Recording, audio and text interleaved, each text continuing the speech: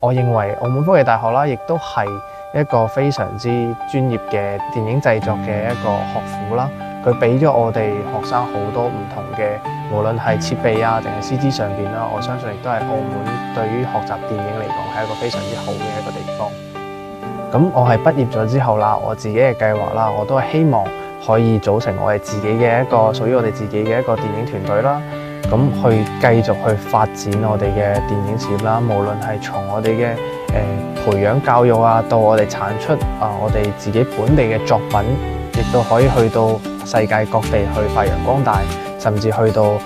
攞獎有票房嘅電影俾大家知道嘅呢個澳門電影呢樣嘢啦。我認為喺電影教育裏面啦，無論係老一輩定係新一輩嘅人啦，係學習同教育啦，都係一件非常重要嘅事情啦。可以持續咁樣去交流同埋學習到更多嘅電影知識啦，令到我哋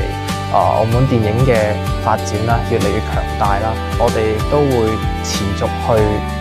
繼續去拍出我哋嘅關於澳門本地嘅作品啦，令到周邊嘅地方睇到澳門原來亦都係有佢自己本身嘅電影。咁我選擇咗澳門科技大學